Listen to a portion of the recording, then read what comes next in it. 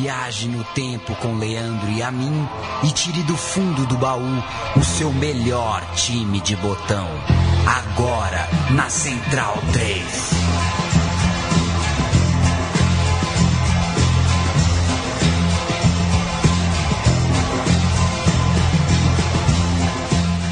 Eu sou o Leandro e a mim, estou ao lado de Paulo Júnior e estou ao seu lado. Você que está nos ouvindo, seja muito bem-vindo e fique conosco. O programa Meu Time de Botão, que você conhece, você confia, ou talvez não conheça, está conhecendo agora, vai até a Espanha nessa semana. Faremos um recorte bem diferente. Eu já jogo a bola para o Paulo Júnior falando sobre o roteiro que você datilografou, né? Você sabe que às vezes a gente nas entrelinhas mostra muito sobre o que pensamos, nossas agruras existenciais e tudo mais. A primeira frase do roteiro é: mudar de casa não é fácil. Só você assim, você que escreveu isso e foi. Não, eu tenho certeza que não foi só futebolística essa não frase, foi. porque você tem mudado de casa, né? Você acabou de fazer, inclusive, uma mudança de prédio para prédio, de casa para prédio, né? Que as coisas não diminuem, né? Exato. Mas elas precisariam. E para caber é complicado, enfim. Aí compra quadro, compra tapete, abajur, planta. É um saco mudar de casa. Mudar de casa não é fácil. O programa de hoje, olá, Leandro, o pessoal ligado aí no Meu Time de Botão, pedindo licença para invadir os seus ouvidos nessa hora de Meu Time de Botão. Edição de número 107 vai homenagear e lembrar grandes momentos do estádio Vicente Calderón. O Atlético de Madrid, como a maioria das pessoas já deve ter notícia, quem acompanha aí o futebol europeu principalmente, está se despedindo da sua casa, do estádio Vicente Calderón, nas próximas semanas, ao fim dessa temporada que está para terminar. A partir da temporada que vem, o Atlético de Madrid vai jogar no estádio Wanda Metropolitano, sinal dos tempos modernos, né? O nome do estádio aí comprado, alugado, fechado por uma empresa chinesa, por um grupo chinês, o grupo Wanda. O estádio, então, vai se chamar Wanda Metropolitano. É para lá que o Atlético de Madrid vai. E essa edição do Meu Time de Botão lembra, então, alguns momentos no campo do Vicente Calderón, nesse estádio que acompanhou toda essa história, essa segunda metade do século XX, ao lado, e começo do século XXI, claro, ao lado do Atlético de Madrid. E eu vou fazer um registro antes de um post do Gustavo Magnusson,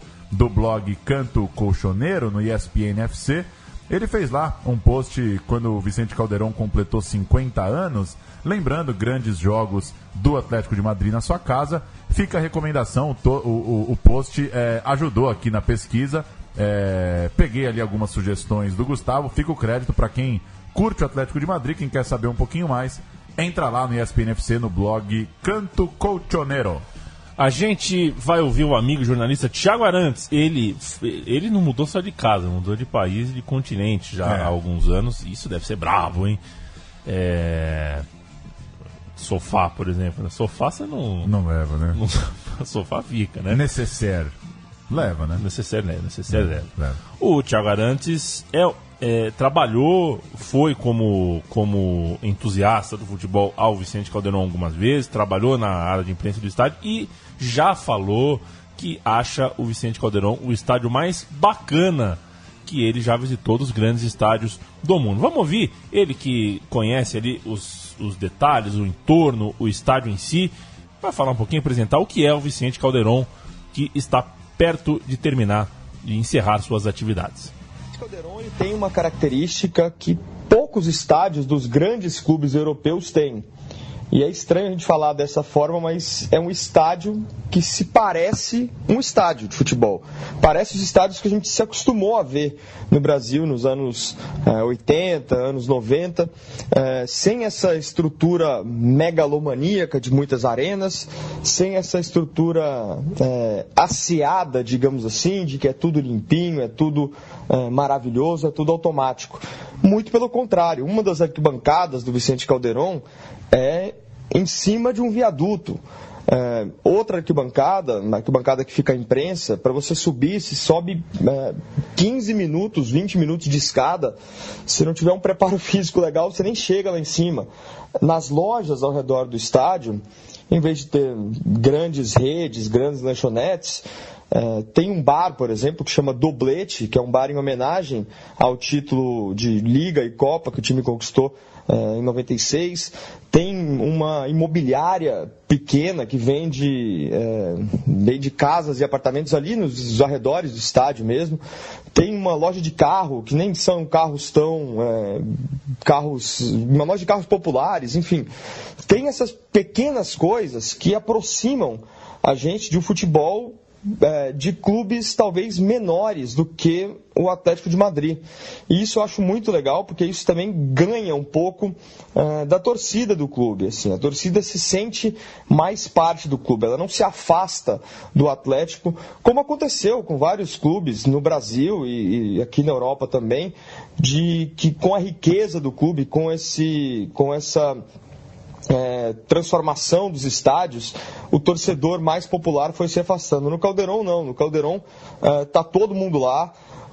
Existem alguns códigos bem próprios do estádio, que é uma coisa que eu não vi em outros estádios maiores da Europa. Por exemplo, quando tem alguma falta perto da área, a torcida começa a gritar Luiz Aragonês, que é o grande jogador da história do Atlético, que fez um gol numa final de Copa dos Campeões, na época de Copa da Europa, um gol de falta. Enfim, tem vários pequenos detalhes que você consegue ver nesses detalhes a história do clube, a história daquele estádio, a história das pessoas. Isso é algo que é completamente, por mais que a gente tente explicar, é meio uma coisa que, sentindo ali no estádio, você tem muito mais facilidade de expressar o que é isso. Eu tive o prazer de estar no Caldeirão uma dúzia de vezes, vi o Atlético ganhar de 4-0 do Real Madrid, vi o Atlético perder o título para o Barcelona, vi eliminar o Barcelona da Champions League. Enfim, para mim, um dos grandes prazeres que eu tive na minha cobertura de futebol foi poder viver essa fase interessante, essa fase gloriosa, né, do Atlético de Madrid, ali na beira do campo em alguns jogos muito importantes. E para mim também uma das piores notícias dos últimos anos do futebol é que o Atlético de Madrid saia do Vicente Caldeirão. É uma pena, porque é um estádio que deveria existir para sempre, como alguns dos conceitos que ele carrega, por mais que o futebol tenha que se modernizar, alguns dos conceitos dele de simplicidade, de proximidade do público, também deveriam existir para sempre. Valeu, Thiago Arantes. E compartilhar meu susto, né? Porque quando você chamou o áudio do Thiago Arantes, ele me mandou um zap. Deu certo? E parece que tinha uma energia, uma conexão cósmica entre nós. Deu certo, Thiago Arantes. Nessa altura você tá ouvindo, né? O podcast. Deu certo. Valeu mais uma vez. A primeira casa do Atlético de Madrid foi o Campo do Retiro, onde o time jogou entre 1903 e 1913, portanto, por uma década. O estádio ficava na região junto ao Parque do Retiro, região central da cidade, e tinha capacidade para possantes 500 pessoas. Próximo dali ficava o campo de O'Donnell, que podia receber até 10 mil torcedores, e foi uma instalação para a época, né, de grande qualidade. Lá o Atlético se mudou em 2013 e jogou por mais uma década, até 23. Na sequência veio o Estádio Metropolitano para 25 mil pessoas. Essa foi a casa dos primeiros títulos do clube, já que o Atlético jogou lá de 1923 a 1966. Ele foi inaugurado em 13 de maio de 23. Era inicialmente compartilhado com o Ginástica e o Racing Clube de Madrid e acabou destruído durante a Guerra Civil Espanhola. Ele foi retomado, foi reconstruído pelo Exército, acabou reinaugurado em 21 de fevereiro de 43. Com a construção do Vicente Caldeirão, o Metropolitano foi demolido, deu lugar a uma área hoje com prédios residenciais e também prédios comerciais. Agora, em julho de 2007, o clube firmou um acordo de ceder a zona do atual Vicente Caldeirão pela propriedade do Estádio Olímpico de Madrid, mais conhecido como La Peineta, e inaugurado com foco no atletismo no ano de 94. A área era protagonista nos planos da capital espanhola de sediar os Jogos Olímpicos em 2012, 16 e 20. Não as três juntas, né? Não as três juntas. Tentou 3 vezes. Tentou 3 vezes. Seria legal, hein? Pois 3 Olimpíadas no mesmo lugar? Seguida. Pá!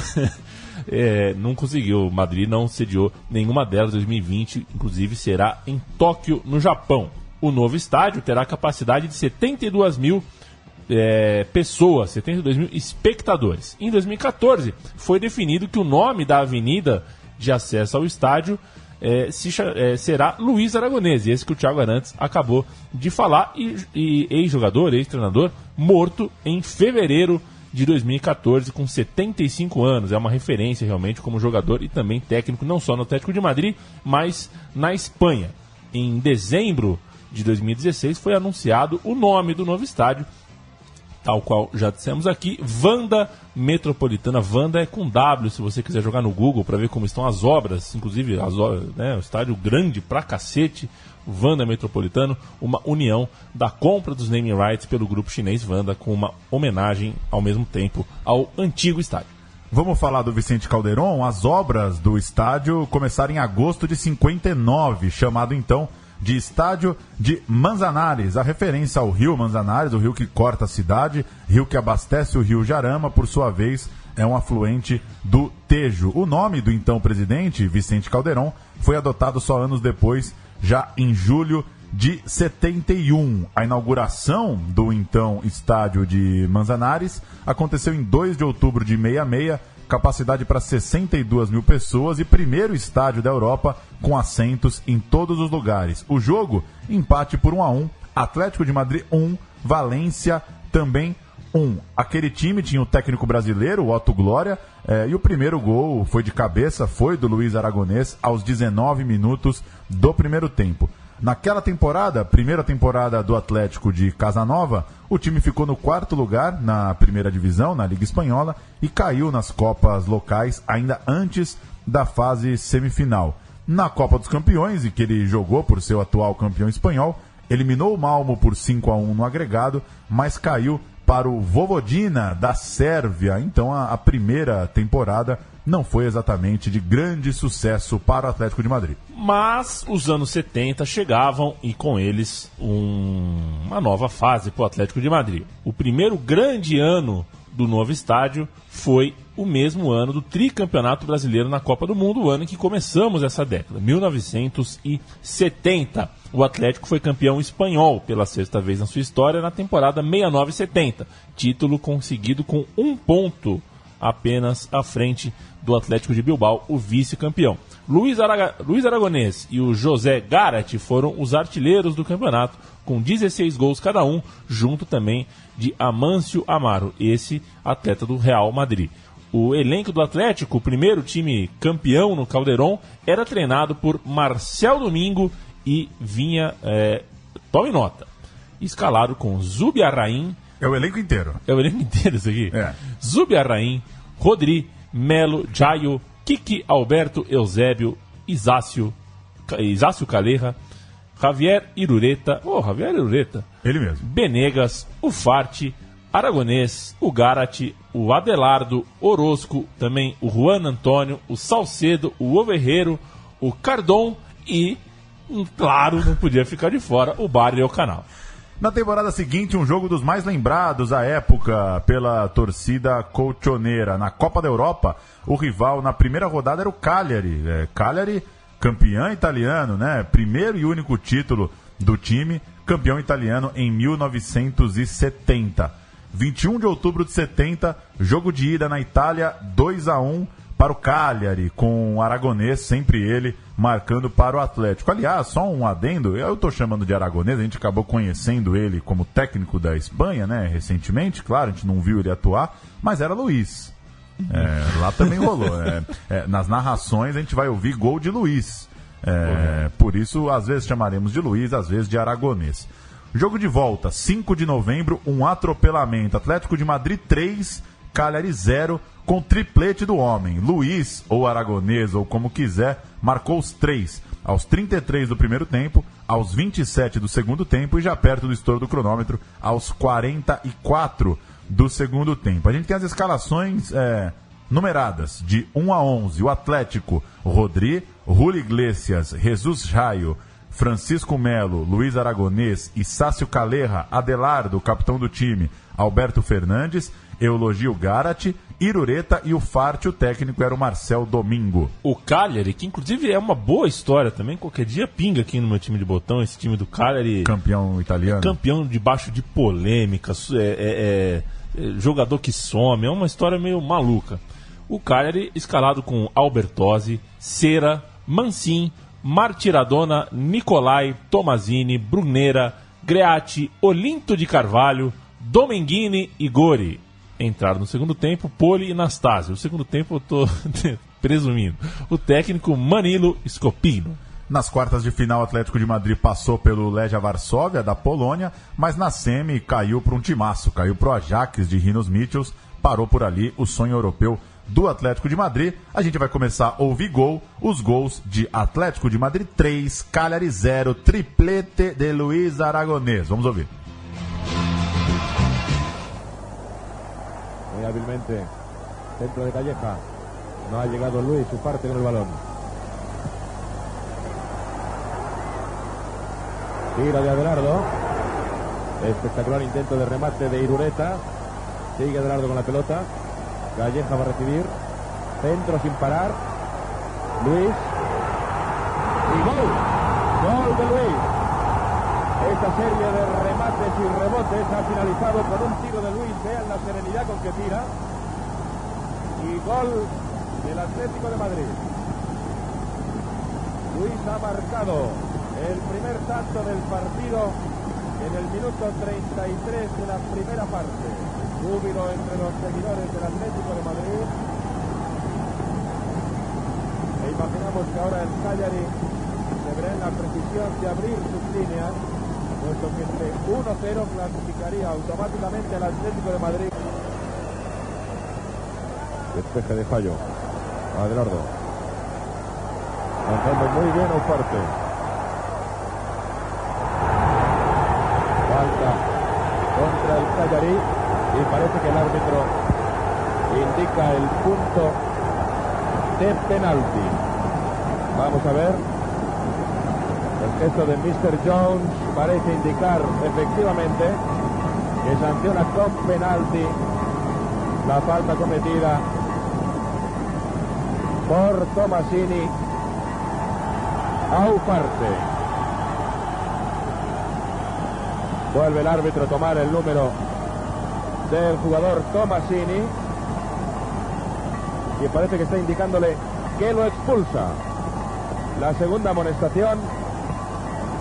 Y siguiendo los consejos, lo preceptuado por la FIFA, Mr. Jones expulsa a Tommasini. Tommasini le dio un puntapié al balón. Está llamando al delegado de campo. Vean ustedes.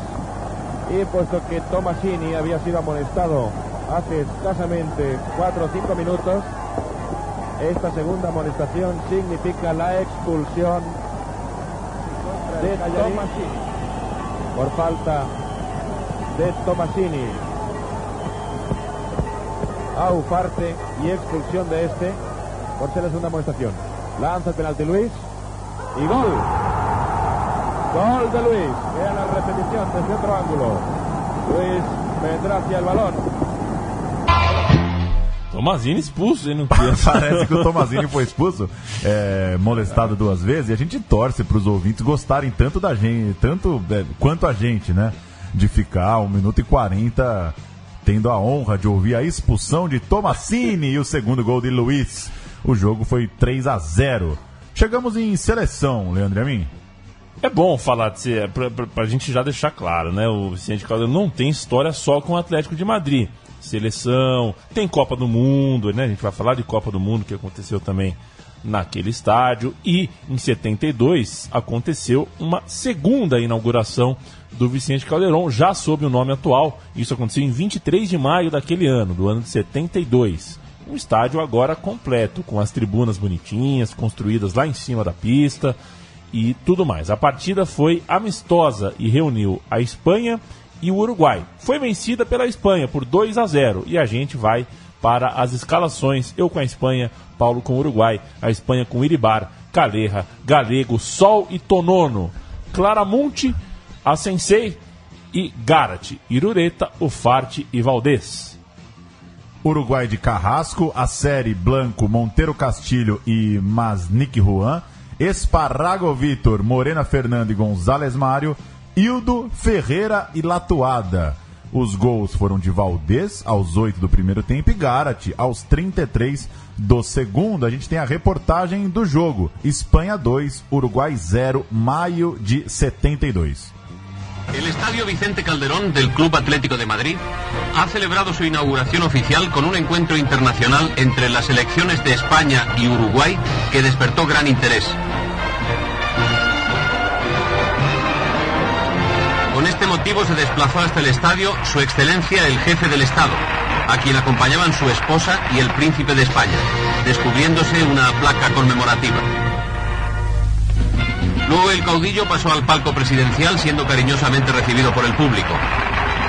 En este encuentro internacional hubo una nota de cierta emoción deportiva, ya que el veterano jugador Calleja, capitán de la selección, se despedía del fútbol.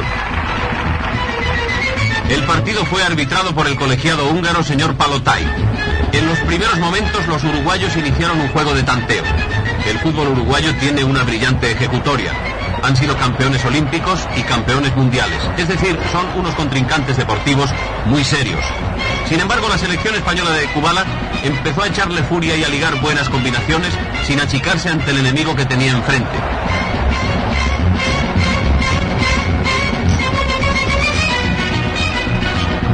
Cuando iban 8 minutos de la primera parte, un avance español fue cortado por Uruguay cometiendo falta. El castigo, muy hábilmente sacado por Valdés, se convirtió en el primer gol de España. Vean ustedes la jugada desde otro ángulo.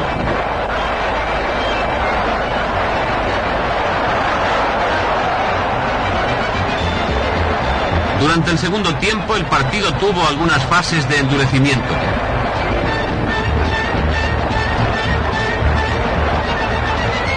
Hubo un casi gol de nuestra selección.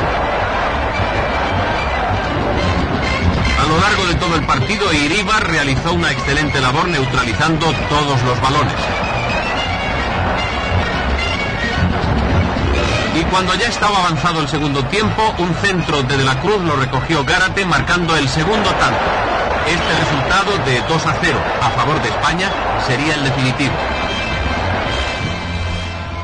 Esse resultado de 2-0 seria definitivo, ainda bem que não houve, né, um STJD, um terceiro tempo. Um abraço para esse brilhante locutor espanhol. Já que falamos de Espanha, de seleção, vamos seguir tratando aí o selecionado nacional. Depois desse jogo em 72, a Fúria voltou a jogar na casa do Atlético em 24 de abril de 76, quando empatou com a Alemanha Ocidental por 1-1. Gol de Santillana em jogo válido pelas eliminatórias da Eurocopa. 2 anos depois, 26 de outubro de 77, venceu a Romênia pelas eliminatórias da Copa 2-0, gols de Leal e Rubem Cano. Em 1981, a Espanha venceu a França em amistoso no Vicente Calderón. O jogo foi 1-0, gol de Juanito Maravilha, um ídolo do Real Madrid. E em 1995, a Espanha bateu a Argentina por 2-1, gols de Pizzi e Guerreiro. Mais recentemente, em 2003, Espanha 4, Equador 0, gols de Pedro e triplete de Morientes. No ano de 2005, 2 partidas no Vicente Calderón por parte da Fúria. 1-1 com a Sérvia e Montenegro, gol de Raul, e 5-1 na Eslováquia, gols de Luiz Garcia 3 vezes, Torres e Morientes. Reparou que não tem derrota? Não tem derrota. Em 2009, a Espanha venceu a Argentina por 2-1, 2 gols de Xabi Alonso. Em 2012, empatou com a França 1-1, gol de Sérgio Ramos, em jogo valendo um lugar na Copa do Mundo. A última partida no Vicente Calderón, onde a Espanha jamais perdeu, foi em 5 de março de 2014, 1-0 na Itália, gol de Pedro. Ao todo, a Espanha fez 63 jogos em Madrid. É claro, a capital é o lugar onde a Espanha mais jogou, mas a maioria no Santiago Bernabéu. Passamos aqui pelos jogos no Vicente Calderón. Outro recorte aí que a gente fará, voltando às questões clubísticas, entre 72 e 1977. O 7º título espanhol da história do clube, do Atlético de Madrid, veio na temporada 72-73, momento importante para a equipe, que superou naquele momento em conquistas o Atlético de Bilbao e virou assim o 3º time com mais troféus, atrás apenas de Real Madrid e Barcelona, posto esse que se mantém, né? Continua sendo o 3º maior vencedor da Espanha. Aquela foi a primeira conquista da Liga garantida dentro da nova casa, uma vitória por 3-1 contra o La Coruña. Primeiro jogo de título de Liga no Vicente Calderón, 20 de março de 73. O placar conquistado na última rodada garantiu a taça com 2 pontos de vantagem sobre o Barça. Os gols, Luiz Aragonés, Adelardo e Garate, que trinca, hein? Enquanto Prieto diminuiu. Para os visitantes, a gente tem aí narração desse jogo do título. O Atlético de Madrid recebeu La Coruña e venceu para ser campeão espanhol em 7-3. El Coruña lograba una victoria, eludía el descenso a segunda. Quiere decirse con esto que el encuentro ya no era ni mucho menos de trámite. El estadio Vicente Calderón se vio abarrotado por la fiel hinchada rojiblanca, ansiosa de cantar el alirón.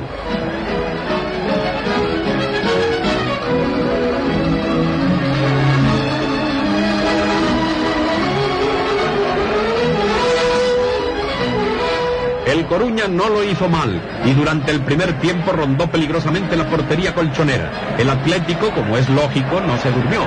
Así y todo, casi hasta el final de la primera parte, el marcador no se vio alterado.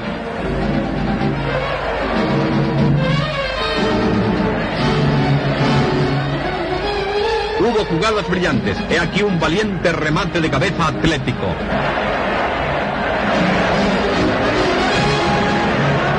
Y una oportunidad coruñesa.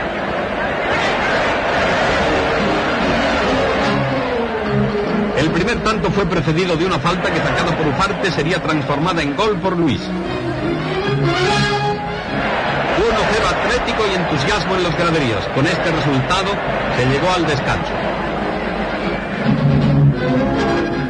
En el segundo tiempo, el árbitro señor Oliva, que estuvo acertado, castigaría al Atlético con un penalti que, lanzado por Prieto, fue en última instancia rematado por el mismo jugador, logrando un gol que sería anulado.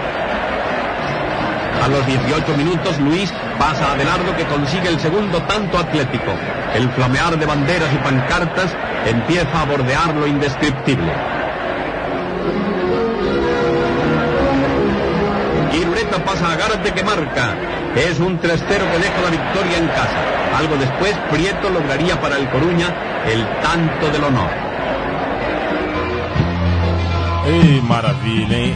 O que seria do meu time de botão sem um YouTube, né? Não teria programa. Não teria programa. Fácil, é coluna 1 cravada, assim, eu não preciso nem de duplo. Um abraço pro Léo Martins, o amigo do Gizmodo, que contou aí recentemente nas redes sociais, né, que foi abordado na rua por uma moça que queria... Começou, não sei por que cargas, o assunto foi pro tarô, né? Começaram a falar de tarô, que ela gostava muito de ver vídeo de tarô no YouTube, né? E ela perguntou pro Léo, né? Você já assistiu o vídeo de tarô no YouTube? Ele falou, não, nunca assisti. Aí ela perguntou, pô, será que o seu YouTube veio sem? Essa é uma baita de um diálogo mundano, né? Ou metafísico, depende para onde você quer levar.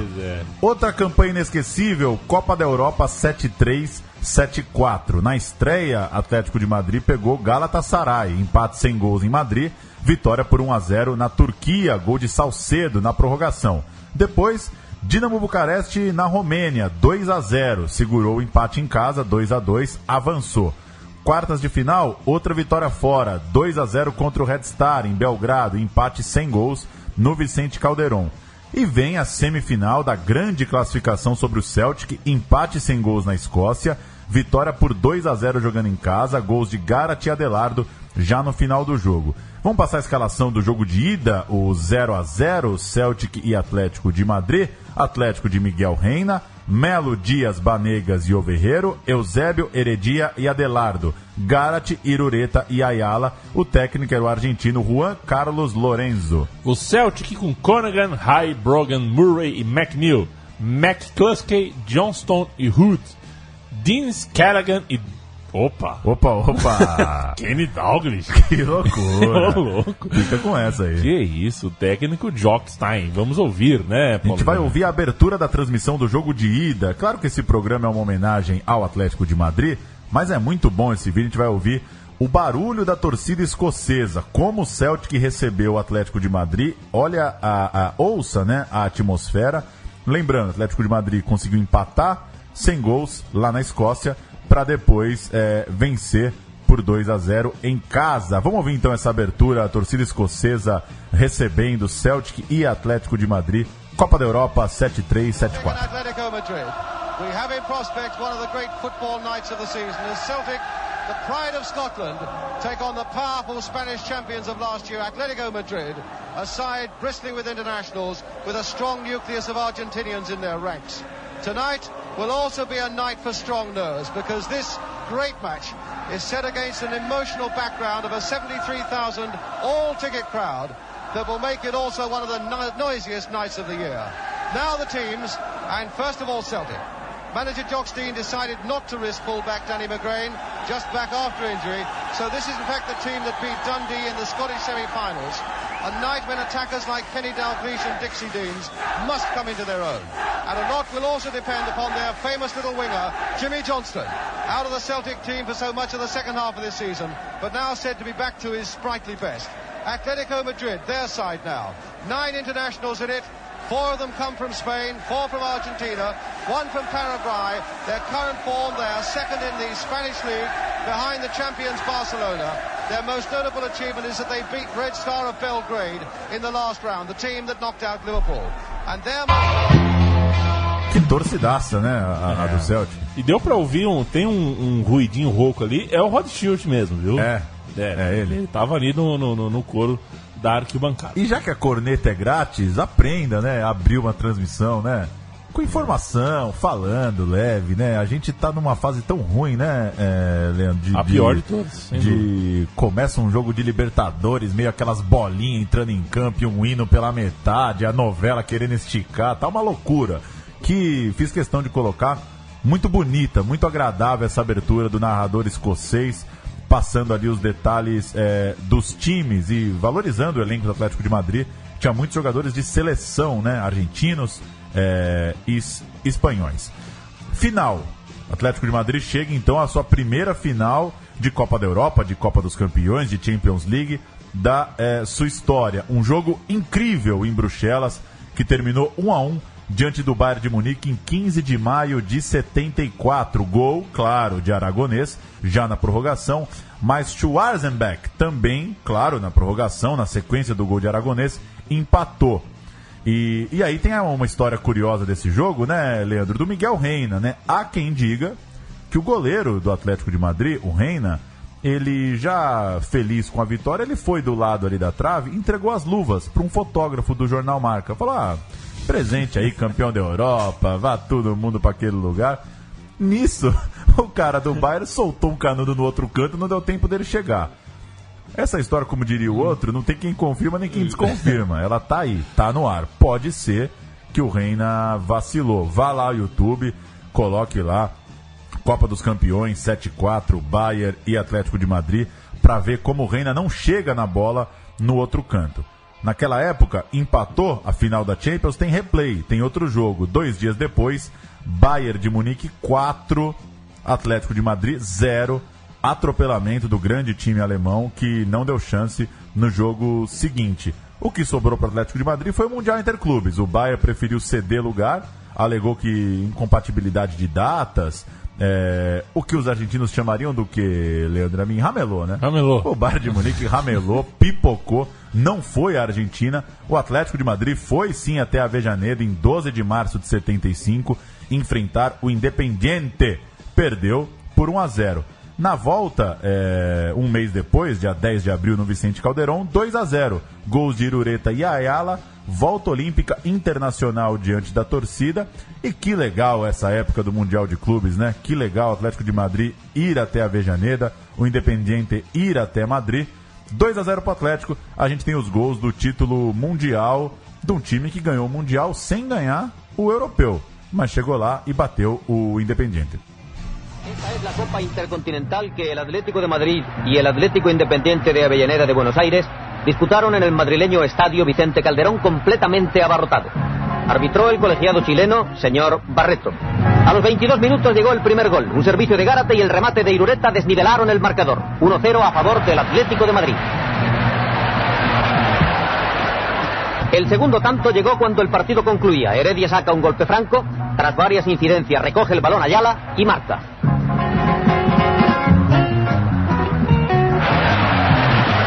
Esta es la repetición en la que se aprecia la habilidad de Ayala.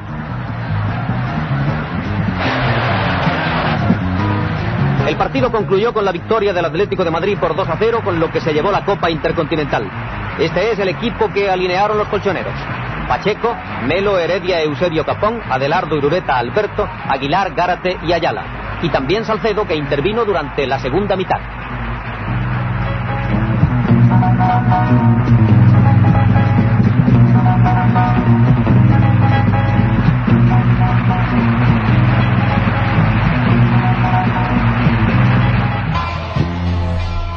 O Atlético de Madrid ainda seria novamente campeão espanhol nesse período, mais precisamente na temporada 7-6-7-7, uma temporada depois de levar a Copa do Rei, foi campeã da Copa do Rei em 76 e, enfim, fechou tempos de glória para a torcida colchoneira nos anos 70, antes de partirmos para a cereja do bolo, né, Paulo Júnior?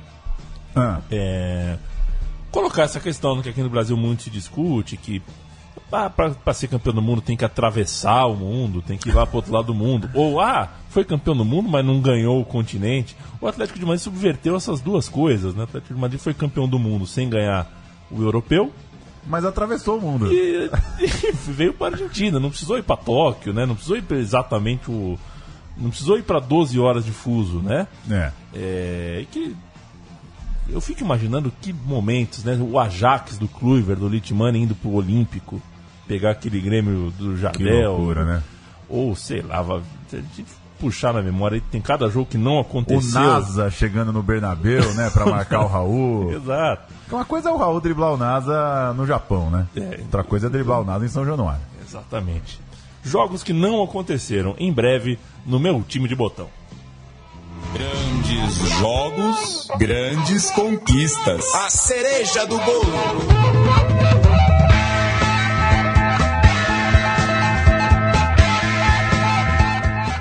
A cereja no bolo é a Copa do Mundo de 1982. Paulo Júnior. Madrid, veja só, não recebeu jogos da primeira fase da Copa do Mundo de 82. Na segunda fase de grupos, aí sim, a chave 1 aconteceu no Camp Nou, a chave 2 no Santiago Bernabéu, a chave 3 no inesquecível Sarriá e a chave 4 no Vicente Calderón. Disputa entre França, Áustria e Irlanda do Norte. Dia 28 de junho, França venceu a Áustria por 1-0, gol de Genghini aos 39 minutos. 1 de julho, deu empate entre Áustria e Irlanda do Norte, gols de Pesey para a Irlanda do Norte e Pesey e Hintenmeyer para os austríacos. A Irlanda do Norte foram 2 gols de Hamilton, o jogo foi 2-2. E em 4 de julho, fechando o grupo, a França confirmou a classificação, fez 4-1 na Irlanda do Norte, 2 gols de Giresse e 2 gols de Rocheteau. Temos as escalações dessa goleada francesa no Vicente Calderón. Você quer ir de França ou você quer ir de Irlanda do Norte? Como eu já escalei o time do Celtic, você vai agora eu vou de praticar França. O seu francês. Exatamente. A França com Ettori, Amorot, Tressor, Ranvion e Bossy. Genghini, Giresse e Michel Platini. Tiganá, Rocheteau e Soler. Entraram Curió e Six, o técnico Michel Hidalgo. Você, nesses 107 anos, 107 programas de meu time de botão, quando você tá batendo a escalação, o que te faz definir se vai os dois nomes ou se vai um só? É verdade. Porque assim, Michel Platini, eu boto os dois. Pra dar uma entonação antes do ponto e vírgula ali. Agora, depende muito. Eu confesso que me fugiu o outro nome do Tiganá. Não vou saber, mas assim, Michel Platini tem que ter os dois, né? Luiz Aragonês, né? É muito legal. As tomadas de decisão. Você abriu aí o nome do Tigana? Eu vim parar num Tigana, um município aqui. Município de Tigana. Jean Tiganá. Jean Tiganá. Coisa fácil. Vou com a Irlanda do Norte, então. Jennings, Jimmy Nicholl, Chris Nicholl, por exemplo. Quando você tem um lateral direito e um zagueiro que ambos chamam Nicholl, você tem que pôr Jimmy Nicholl, Chris Nicholl, John McClelland e Mal Donaghy. Martin O'Neill, Sammy McRoy, McClary e Gary Armstrong. Billy Hamilton e Norman Whiteside. Entrou o John O'Neill, o técnico era Billy Bingham e a gente vai ouvir os gols em francês. França 4, Irlanda do Norte 1, Copa do Mundo de 82, a grande goleada que o Vicente Calderón viu em Copas do Mundo.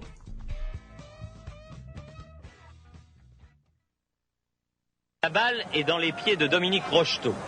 Platini qui évite la charge de McCreary, déborde Donaghy, centre en retrait sur Giresse.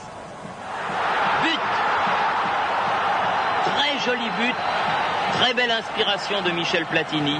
Centre en retrait, passe lumineuse qui met toute la défense irlandaise hors de position. Et Alain Giresse, très intelligemment, marque. Trésor, Rocheteau. Formidable percée de l'ailier français qui s'engouffre dans un boulevard. Il évite deux défenseurs et tire dans un angle impossible.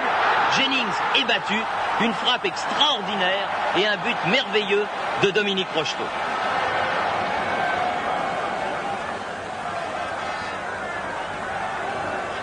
Une feinte sur la droite, contrôle, tir immédiat du gauche et dans quel angle? Coup franc. Un coup franc en faveur de l'équipe de France qui domine largement la sélection. Tá aí a vitória francesa, agora deu de seleção. A gente volta para os anos 90 para falar mais de Atlético de Madrid. Chegamos em 25 de maio de 96, jogo que garantiu o título de espanhol para o Atlético de Madrid. Aquela liga teve 22 times, então 42 rodadas. O Atlético foi campeão com 4 pontos a mais que o Valência. O jogo do título, 2-0 para cima do Albacete, com 11 ideal daquele Atlético de Madrid. Molina, Tony, Lopes, Santi, Viscaino, Peneve, Pantiti, Simeone, Kiko, Gelli e Camineiro, técnico Radomir Antic, que a gente vai ouvir o gol de Simeone, que abre o placar daquele 2-0 em cima do Albacete e faz o Vicente Calderón explodir com o gol do hoje técnico Simeone. Vamos ouvir. Yo creo que acá es cuestión de saber cuándo el Atlético de Madrid va a hacer el primer gol.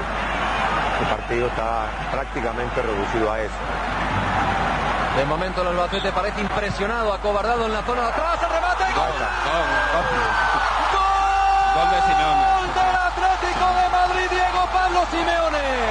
13 minutos 50 segundos de la primera parte. Atlético de Madrid 1, Albacete 0. Marcó el Cholo Simeone. Se viene abajo el Calderón. Atlético 1, Albacete 0, el Cholo Simeone de cabeza. Llegó el primer tanto del partido. Jesús Gil, que puede respirar un poco más tranquilo. Acompañado a su derecha por el alcalde de Madrid. Se acompaña este júbilo de la afición rojiblanca del primer gol del Atlético. Diego Pablo. Sabe, Paulo Júnior, eu era fã do Pantiti. Mas era aquela coisa, né? Primeiro, eu tinha 12 anos. Segundo, não passava jogo do Atlético de Madrid quase nunca, né? E terceiro, o Pantiti não era esse craque todo, era o 10 do Atlético de Madrid. Mas tem um minutão do Pantiti no YouTube, assim, aquele Best Skills. Nunca procurei, sabia? Fica na memória afetiva. Fica na memória que eu tinha era uma criança com um fetiche futebolístico por Pantiti e Signori. Eu achava que era um craque. Era os bola mesmo, era os bola. Não era Badio, não era nada. Mas passa o tempo, a gente vai percebendo quem era grande de verdade. O Pantich foi um grande. E era nesse meio campo do Atlético de Madrid, era o líder técnico. O Simeone era o líder, né? O jogador que sentava o rei, que falava e que protegia o time quando estava sem a bola. Sente o futebol como poucos, né? O Simeone. Ele tem o approach para com o jogo. Continua sentindo, né? Bastante. Em breve um time de botão do Simeone também. Por que não? Por que não? Daí até os dias de hoje, de 1996 até então, portanto, mais precisamente, a história mais recente do Atlético de Madrid, todos nós estamos acompanhando. O time ganhou 2 vezes a Liga Europa, em 2010 e 2012, voltou a levar a Copa do Rei em 2013 e foi novamente campeão espanhol no ano de 2014. Na Champions League chegou a 2 finais, perdeu ambas para o Real Madrid em 2004 e 2016. Sabe lá o 14 que é isso? e 16, né? Falou 4. 14 e 16. Sabe lá o que é perder 2 vezes uma final de Copa dos Campeões para o seu maior rival. E agora tem, na semana que vem, a gente grava isso daqui no dia 4 de maio, na semana que vem tem uma missão dificílima, virar um 0-3 contra o maior rival, contra o mesmo Real Madrid. O Real Madrid fez 3-0 no jogo de ida, semifinal de Copa dos Campeões. Seria uma reviravolta, a cereja do bolo da cereja do bolo, né? Se virar, a gente atualiza o programa. Atualiza o programa, a gente faz uma edição aqui, atualiza o programa e deixa pra posteridade. Que bucha, hein, que eu acabei de jogar agora aqui. Mas se virar, a gente atualiza o programa. A história de um Vicente Calderón que vai deixar saudade e que merecia uma grande história, uma grande virada. Afinal de contas, aconteceu recentemente uma goleada do tipo, né, do Atlético de Madrid diante do Real. Pois é, e o destino quis que o último jogo internacional, né, fosse exatamente contra o Real Madrid e mais detalhando um pouco mais isso, que exigisse uma virada para cima do Real Madrid, que claro, é muito complicado. O Real fez 3-0 com muita autoridade no jogo de ida. Mandar um abraço para o Gustavo Gonçalves, que mandou no Twitter a sua sugestão de grande lembrança, o 4-0 de 2015, e a gente vai fechar com isso. A gente vai fechar com uma homenagem aí ao torcedor Atlético de Madrid, a quem gosta do Atlético de Madrid, o 4-0 do Atlético sobre o Real em 7 de fevereiro de 2015, gols de Thiago, Saúl, Griezmann e Mandzukic. É isso, Leandro Amin? É isso, Paulo Júnior. A gente agradece quem ficou com a gente até aqui. A gente recebe críticas, elogios, mas principalmente sugestões, ideias. Esse programa é semanal e é feito de ideias, sacadas, recortes. A gente já se livrou da ideia de falar só de times, campeonatos. A gente pode falar de um estádio, de um personagem, de uma... E tá pintando uma bombaça, hein? Um árbitro. Tá pintando um árbitro, por que não? Por que não? E então, se você tem ideia, se você tem qualquer epifania na hora do seu almoço aí, ou dentro do ônibus, do metrô, fale conosco, que o meu time de botão tá aqui para contar a história, para pesquisar, achar, contar a história e nunca encerrar histórias, né? Sempre não é só aqui o Vicente Calderón que ainda pode nos reservar grandes surpresas. A gente tem lápis, a gente esquece o nome do Tiganá, a gente nem sempre tem um compromisso com a numeralha. Às vezes a gente fala aqui de sensações, de histórias sem comprovações, como essa do goleiro que deu a luva pro jornalista do Marca. Esse é o nosso barato, essa é a nossa brisa, e aqui não tem comentarista igual na narração espanhola que rouba a brisa. Comentarista, né? Rouba a brisa não dá. O cara tá gritando gol, o comentarista fica gol de Simeone. Gol de Simeone. Deixa o cara chegar lá, né, meu? O cara vai chegar no nome do cara. Mas eu não sei se isso... Você acha que orna bem ou é um pouco de... É deselegante, né? É deselegante, o comentarista chato. Soprador, né? Eu consigo imaginar ele cutucando, sabe? Simeone. Aquela cutucadinha com o cotovelo, assim, sabe? Pois é. Aliás, cutucar vem de cotovelo, já, né? Já vem de cotovelo? Deve vir, né? Ah, não sei, hein? Isso aí é uma... Essa vai pro Sérgio Rodrigues. Essa é uma bombaça, vai pro Sérgio Rodrigues. Atlético 4, Real Madrid 0. Thiago, Saúl, Griezmann e Mandzukic. A gente volta então na semana que vem. Valeu! Va Juanfran, la pone Juanfran, Griezmann, pelota para Mandzukic en la frontal, la mata para Thiago, le pega a Thiago, gol, gol, gol, gol, gol, gol, gol, gol, gol,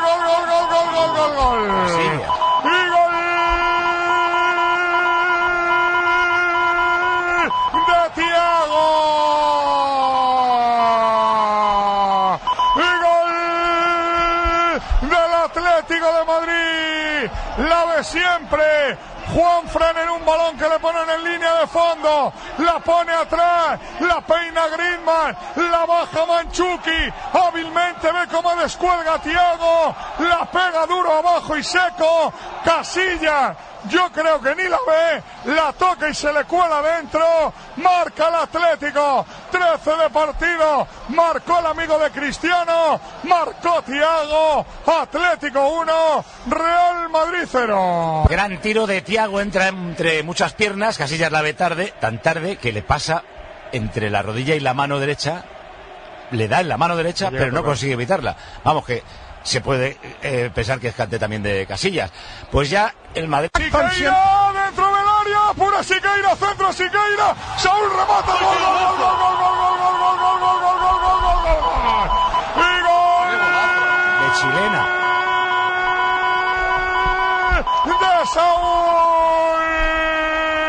Perdona Pepe, lo veía venir, Siqueira progresó, Mandzukic descargó, apuró a línea de fondo a Siqueira, la pone y Saúl, brutal, firmándolo como si fuera un campeón del fútbol, de tijera de espalda, con la pierna buena, la izquierda, ajusta el palo derecho de Casillas, marca el niño, marca el otro niño Atlético, marca Saúl, Atlético 2, Real Madrid 0.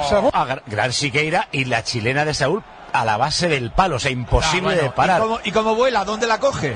Es tremendo el remate. Es una jugada toda ella hermosísima. Otra vez que se ha pesado, brutal Mandzukic. Estaba... Arrastra al central, baja la pelota y descarga la... Ahí va Arda, la pone Arda, Saúl, remata Saúl, Griezmann, gol, gol, gol, gol, gol, gol, gol, gol, gol, gol, gol, gol, gol, gol, gol, gol, gol, y gol de Griezmann, gol del Atlético de Madrid, jugada de tiralíneas del Atlético, tuya mía, mía tuya, balón al segundo palo, Griezmann la puso, Saúl la mató y Griezmann remachó, marca el Atlético, marca Griezmann, Atlético 3, Real Madrid 0.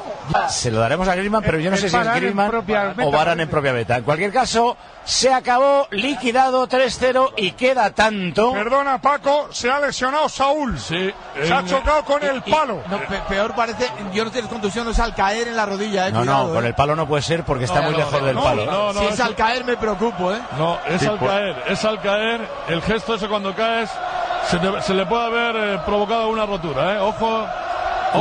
Cuidado si es en la rodilla, cuidado. Él salta mucho y entra bien, por cierto, ganándole la espalda a Carvajal y la baja de cabeza para darle la línea de gol para que remate en el segundo palo Griezmann, que no sabemos si es Griezmann o Varane. Con Cristiano, roba Thiago, qué inteligente es Thiago, mete la bola para Torres, Torres convertido en extremo derecha, está Mandzukic en el punto de penalti, la va a poner Torres, la pone Torres, Mandzukic remata, gol, gol, gol, gol, gol, gol, gol, gol, gol, gol, gol, gol, y gol de Mario Mandzukic, robó Thiago, abrió para Torres, convertido en extremo, el niño la puso y Mandzukic colofona su partido de cabeza en plancha, pone el cuarto, marca el Atlético, marca Mandzukic, Atlético 1, 2, 3 y 4, Real Madrid 0. Pues yo creo que se ajusta más a la realidad del 4-0. Banquillo, como no está Antoñito, que se ha bajado a zona mixta. Miguelito. Se sienta Ancelotti